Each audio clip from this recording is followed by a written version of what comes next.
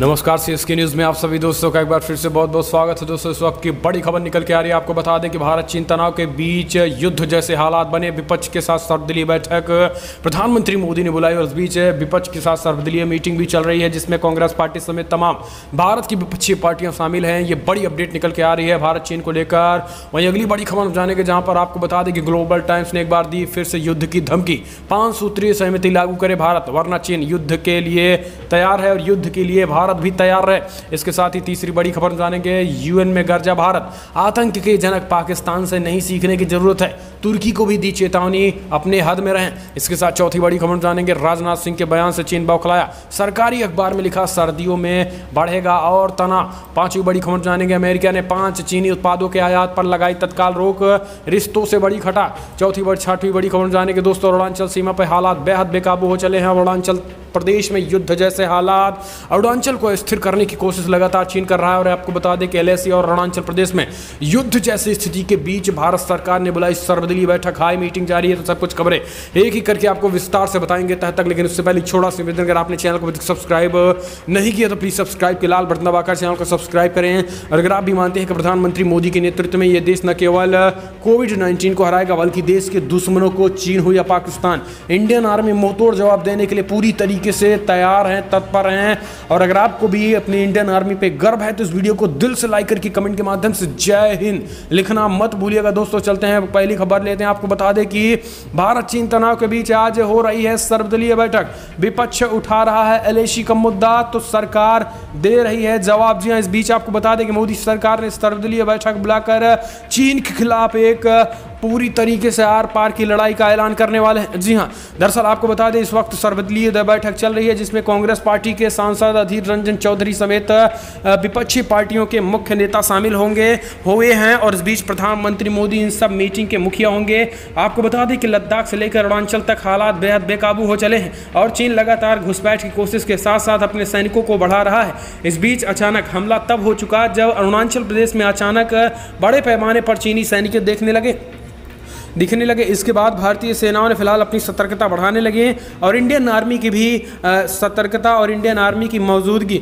अरुणाचल प्रदेश में अचानक बढ़ाई जाने लगी। इस बीच आपको बता दें कि भारत की तरफ से केंद्र सरकार ने सर्वदलीय बैठक बुलाई और चीन से आर पार का ऐलान कर दिया है। आपको बता दें कि फिलहाल सर्वदलीय बैठक चल रही है, लेकिन सवाल ये उठता है कि सर्वदलीय बैठक में सबसे बड़ा फैसला क्या होता है। अगर आप भी मानते हैं कि सर्वदलीय बैठक में आखिर चीन से आर पार के पूरी तरीके से आर पार के लिए मोहर लगनी चाहिए, और अगर आप भी मानते हैं कि वो समय आ गया है जब चीन को करारा और ठोस और मुंहतोड़ जवाब देने का वक्त आ गया है और अक्साई चीन को अपने कब्जे में लेने का सही समय आ गया, तो इस वीडियो को दिल से लाइक करके कमेंट के माध्यम से आप अपनी राय दें और जय हिंद लिखना मत भूलिएगा। दोस्तों, सर्वदलीय बैठक जारी है, जो कुछ परिणाम होते हैं हम आपको अगले वीडियो में देंगे। लेकिन हम चलते हैं अगली अपडेट लेते हैं। बिग ब्रेकिंग निकल के आ रही है, ग्लोबल टाइम्स ने दी भारत को धमकी, बोले 5 सूत्रीय सहमति लागू करे भारत, वरना युद्ध के लिए हो जाए तैयार। दरअसल पूर्वी लद्दाख में चल रहे तनाव के बीच चीन के नेता एक तरफ जहां शांति की बात कर रहे हैं तो वहीं उनके सरकारी भोपू ग्लोबल टाइम्स युद्ध की धमकी देने में लगा हुआ है। चीन के सरकारी अखबार ग्लोबल टाइम्स के संपादक हुसैन ने कहा है कि चीनी सेना भारतीय टैंकों का खात्मा करने का अभ्यास कर रही है। उन्होंने धमकी दी है कि अगर भारत ने मॉस्को में विदेश मंत्रियों के बीच हुई 5 सूत्रीय सहमति को लागू नहीं करता है तो चीनी सेना भारत को मुंहतोड़ जवाब देने के लिए पूरी तरीके से तैयार है। रक्षा मंत्री राजनाथ सिंह के संसद में दिए गए बयान के बाद चीन पूरी तरीके से तिलमिलाया, बौखलाया और मिर्ची लग चुकी है। शी जिनपिंग ने दावा किया है कि चीनी सेना ने दबाव की वजह से भारत में सेना के रुख में नरमी आई है। उन्होंने कहा है कि पीएलए प्योंगयांग झील के पास भारत चीन सीमा पर निर्णायक कार्रवाई के लिए अपनी तैनाती बढ़ा रही है। ग्लोबल टाइम्स के एडिटर ने कहा है कि बीजिंग चीन भारत सीमा विवाद को शांतिपूर्ण ढंग से सुलझाने के लिए प्रयास कर रहा है, लेकिन अपनी सेना को तैयार भी रखेगा, इसलिए सर्दियों तक गतिरोध जारी रहने के भी संकेत दिए हैं। उन्होंने कहा है कि भारत की सरकार अगर पीछे नहीं हटती है और भारत की सरकार अगर 5 सूत्रीय मांगों पर विचार नहीं करती है तो इस पर कड़ी कार्रवाई चीन लेगा। दोस्तों, 5 सूत्रीय कार्यक्रम में स्पष्ट तरीके से ये बातें हैं कि किसी भी तरीके से टकराव नहीं करेंगे। दोनों देश एलएसी यानी लाइन ऑफ एक्चुअल कंट्रेंट निर्धारित न होने की वजह से हम धीरे से इस मसले को समझाएंगे। इसके साथ ही चीन के सेनाओं को पीछे लिया जाएगा। तमाम ऐसे मसले इन 5 सूत्रीय कार्यक्रमों में शामिल है, लेकिन आज चीन अब इन सूत्रीय कार्यक्रमों की 5 सूत्रीय कार्यक्रमों भी बदल कर भारत पर ही थोप रहा है। हालांकि ये विध्वंसक हो सकता है, क्योंकि चीन पीछे हटने वाला नहीं दिख रहा है और इंडियन आर्मी पूरी तरीके से आक्रामक है। हम चलते हैं अगली अपडेट लेते हैं। यूएन में गर्जा भारत, आतंक के जनक पाकिस्तान से नहीं सीखने की जरूरत है आदर्श। तुर्की को भी दी भारत पाक के बीच में ना पड़ने की नसीहत, वरना अंजाम होगा बेहद बुरा। संयुक्त राष्ट्र में एक बार फिर से पाकिस्तान के कश्मीर में मानवाधिकार की दुहाई देने वाले भारत ने उसे करारी फटकार लगाई है। भारत यूएन के मंच से साफ तौर पर पूरी दुनिया को संदेश दे दिया है कि आतंकवाद के जन्मदाता और यहां अल्पसंख्यकों को सताने के लिए पूरी दुनिया में मशहूर देश हमें मानवाधिकार के आदर्शों को सीखने की जरूरत नहीं है। भारत ने पाकिस्तान का समर्थन करने के लिए तुर्की को भी खूब खरी सुनाई है। इसके साथ ही उन्होंने चेतावनी दे डाली है कि भारत और पाकिस्तान के मसले में तुर्की का आना बेहद विध्वंसक होगा। यूएन की मानवाधिकार परिषद के 45वें सत्र के दौरान पाकिस्तान, तुर्की और ओआईसी ने कश्मीर को लेकर कई झूठे आरोप लगाए जाने को लेकर भारत ने ऐतराज जताया।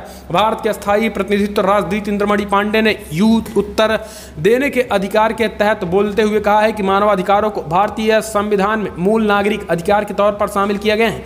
अगस्त 2019 में किए गए बदलाव के बाद केंद्र शासित प्रदेश जम्मू कश्मीर के लोगों को वही मूल अधिकार मिल रहा है। ऐसे में अब जम्मू कश्मीर में पूरी तरीके से शांति है और आने वाले समय में हम चुनाव भी कराने जा रहे हैं। लेकिन अगर पाकिस्तान इसी तरीके से इंटरफेयर और अशांति फैलाने की कोशिश की तो परिणाम इसके लिए खतरनाक हो सकते हैं। हम चलते हैं अगली अपडेट लेते हैं। आपको बता दें, बिग ब्रेकिंग न्यूज निकल के आ रही है। अमेरिका ने 5 चीनी उत्पादों के आयात पर लगाया पूर्णतः रोक, रिश्तों में बढ़ी और खटास। जी हां, अमेरिका ने चीन से कंप्यूटर, कलपुर्जे और कपास समेत 5 उत्पादों की आयात पर रोक लगा दी है। अमेरिका का कहना है कि चीन से इनका उत्पादन मुस्लिम बाहुल्य जिनजियांग प्रांत में जबरन मजदूरी कैंपों से कराया जाता है। पहले से तनाव में चल रहे अमेरिका और चीन के रिश्तों के बीच कोविड-19 संकट के बाद खटास और बढ़ गई है। अमेरिकी राष्ट्रपति डोनाल्ड ट्रंप कोरोना वायरस के लिए दुनिया भर के फैलने के लिए चीन को जिम्मेदार बताते हैं। कंप्यूटर, कलपुर्जे और गैस को लेकर भी उन्होंने कहा है कि हांगकांग की सत्ता, तिब्बत, जिनजियांग प्रांत में मानवाधिकारों का उल्लंघन, प्रौद्योगिकी चोरी के आरोप लगाए जाने के चलते और खराब हुए। अमेरिका के सहगृह के इसने सोमवार को एक बयान में कहा है कि कपास परिधान, कंप्यूटर, कलपुर्जे, गैस उत्पादन समय पे हम रोक रहे हैं। तो उन्होंने पूरी तरीके से रोक लगा दी है। हम चलते हैं अगली अपडेट लेते हैं। आपको बता दें, अरुणाचल प्रदेश में हालात बेहद बेकाबू हो चले हैं। अरुणाचल सीमा के सामने दिखी चीनी सेनाओं का निर्माण कार्य जारी है। अलर्ट पे है भारतीय सेनाएं। जी हां, दरअसल आपको बता दें कि बीते दिनों लद्दाख में रिलांगजा के पास मात खाई चीनी सेना अरुणाचल प्रदेश की सीमा पर कम से कम 4 स्थानों पर सैन्य ठिकाने का निर्माण कर रही है। भारतीय सुरक्षा एजेंसियां चीन की इन गतिविधियों पर करीबी नजर बनाए हुए हैं। चीनी सैनिकों की ओर से घुसपैठ की आशंका को देखते हुए भारतीय सेनाएं अलर्ट पे हैं और यहाँ पे सैनिकों की तैनाती भी बढ़ा दी गई है। सरकारी सूत्रों के अनुसार अरुणाचल प्रदेश के सामने चीनी सेना ने आने वाले औसविफिला, तुगिंग, एक्सिंगजी और फिसलटेक सेक्टर में चीनी सेना द्वारा किए गए निर्माण कार्य देखा जा रहा है और बाकायदा वहाँ पर इंडियन आर्मी की मौजूदगी लगातार जारी है।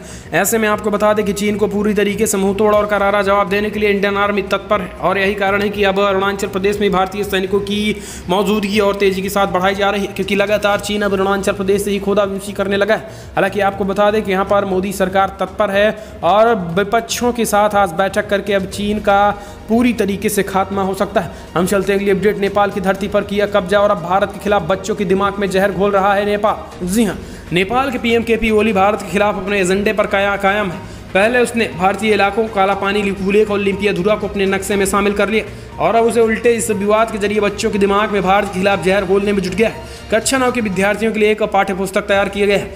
इसमें वो पढ़ाया जाएगा कि नेपाल की भूमि पर भारत कब्जा कर रखा है। माना जा रहा है कि चीन के इशारे पर नेपाल भारत को लेकर नई पीढ़ी की सोच बदलने में जुट गया है। नेपाली न्यूज़ वेबसाइट कांतिपुरा की एक खबर के मुताबिक नेपाल का भूभाग और सीमा संबंधी स्वाध्ययन सामग्री किताब को स्कूल स्तर पर पढ़ाया जाएगा।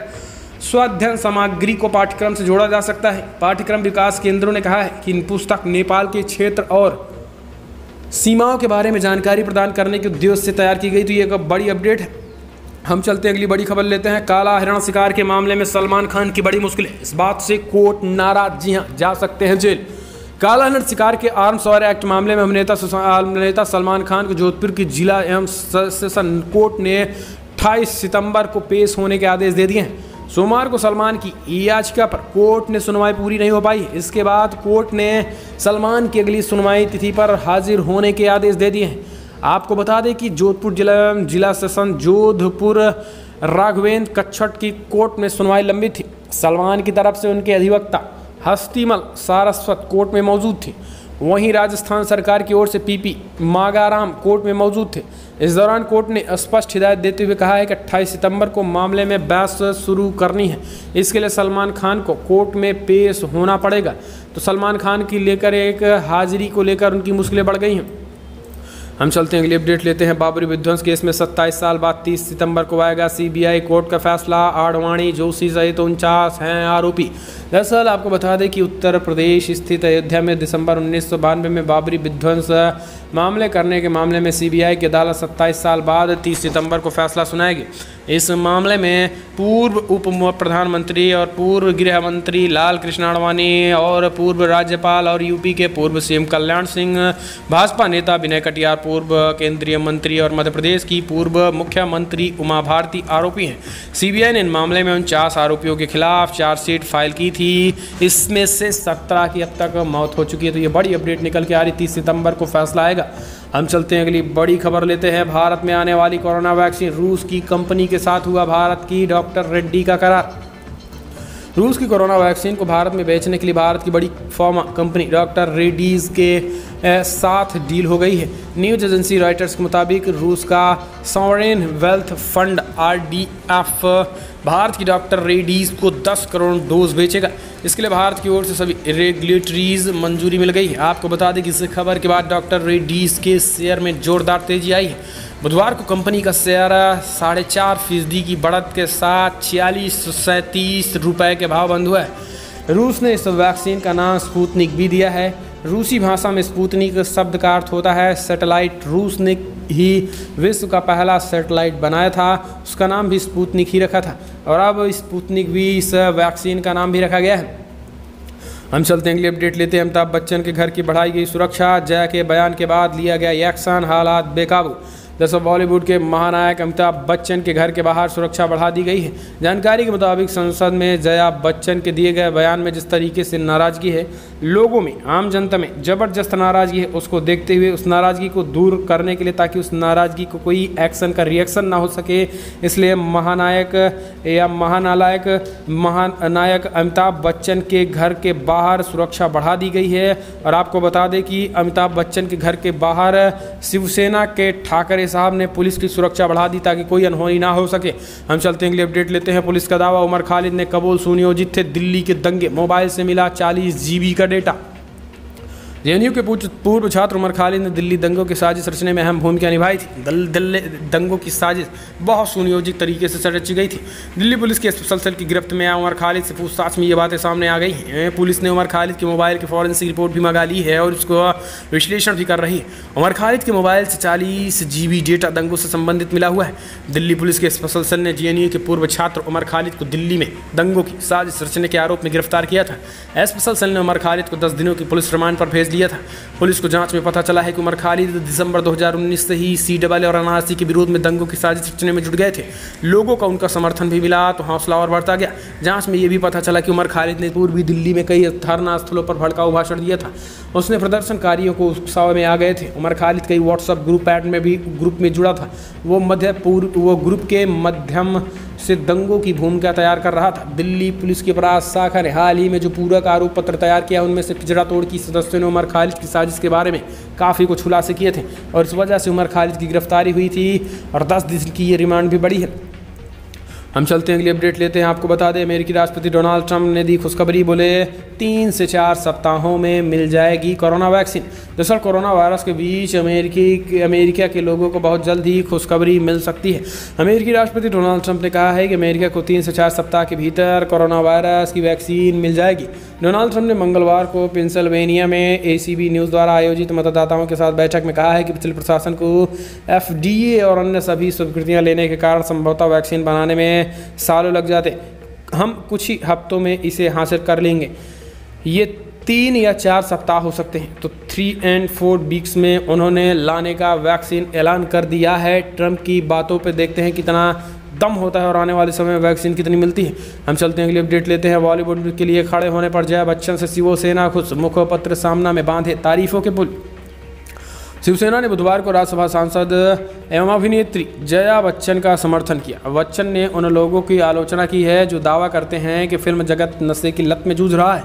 शिवसेना ने अपने मुखपत्र सामना में कहा है कि ऐसे दावे करते हैं वो पाखंडी हैं, वे उनके बयान दोहराते मापदंडों पे होते हैं। बच्चन ने मंगलवार को उन लोगों की आलोचना की थी जो फिल्म जगत की छवि खराब कर रहे हैं और वो उनको लग रहा है कि कुछ कथित लोग फिल्म इंडस्ट्रीज़ की छवि खराब कर रहे हैं। जबकि आपको बता दें कि बीजेपी के नेता रवि किशन ने महज इंडस्ट्री में ड्रग्स होने की बात कही थी। उन्होंने कहा कि इंडस्ट्री में ड्रग्स का मामला बढ़ रहा है और बच्चे इसकी लपेटे में आ रहे हैं। इतना ही उन्होंने कहा था, लेकिन अब जया बच्चन को इतना ख़राब लगा कि उन्होंने अब रवि किशन को आड़े हाथों लिया और कंगना रनौत पर हमला बोला, जबकि शायद उन्होंने बात को सही से रवि किशन का समझा नहीं था। हम चलते हैं, अगली अपडेट लेते हैं। मुख्तार अंसारी के बेटों पर इनाम घोषित, उमर और अब्बास पर जालसाजी, जमीनी कब्जा करने समेत कई बड़े गंभीर आरोप लगे। यूपी की योगी सरकार लगातार ताबड़तोड़ कर रही है शिकंजा। यूपी में बाहुबली की छवि रखने वाले मुख्तार अंसारी व योगी आदित्यनाथ पर सरकार लगातार शिकंजा कसती जा रही है। अब मुख्तार अंसारी के दोनों बेटों पर भी बड़ी कार्रवाई की गई है। मुख्तार अंसारी के बेटे उमर और अब्बास अंसारी के खिलाफ इनाम घोषित कर दिया गया है। इन पर 25-25 हज़ार का इनाम घोषित कर दिया गया है। उमर और अब्बास पर यह कार्रवाई लखनऊ के हजरतगंज डॉलीगंज में सरकारी जमीन पर अवैध निर्माण कराने के मुकदमे में की गई थी। कुछ ही दिन पहले इस मामले में केस दर्ज किया गया था। पुलिस के मुताबिक मुख्तार, उनके बड़े बेटे अब्बास और छोटे बेटे उमर के खिलाफ हजरतगंज की डॉलीगंज कॉलोनी में जमीन पर कब्जे करके 2 टावर का निर्माण कराने की FIR दर्ज कराई गई है। फिलहाल दोनों टावरों को LDA के दस्ते ने 27 अगस्त को गिरा दिया था। आपको बता दें कि जिया मऊ के लेखपाल सुरजन लाल ने मुख्तार अंसारी और उनके बेटे उमर व अब्बास के खिलाफ हजरतगंज कोतवाली में जालसाजी साजिश रचने, जमीन पर अवैध कब्जा करने के आरोप में केस दर्ज किया गया था। तो CM योगी आदित्यनाथ का शिकंजा कस्ता हो जाएगा। अब अगर आप भाग सकते हैं तो भाग लें। यूपी में अपराधियों, माफियाओं और बाहुबलियों की कोई जगह नहीं है, ये CM योगी आदित्यनाथ ने चेतावनी दे दी है। तो दोस्तों फिलहाल बड़ी खबर में इतना है, लेकिन अगर आपको वीडियो पसंद आए तो लाइक करें, शेयर करें, कमेंट के माध्यम से आप अपनी राय देना ना भूलें। लेकिन अगर आप भी मानते हैं कि चीन से अब आर पार का समय आ गया और चीन को मुंहतोड़ जवाब देने के लिए इंडियन आर्मी को भी आक्रामक रूप से आगे बढ़ना चाहिए और देश की 130 करोड़ की जनता देश की सेना के साथ चट्टान के साथ खड़ी है, तो इस वीडियो को लाइक करके कमेंट के माध्यम से जय हिंद लिखना मत भूलिएगा। दोस्तों इस वीडियो में इतना ही। जय हिंद, वंदे मातरम।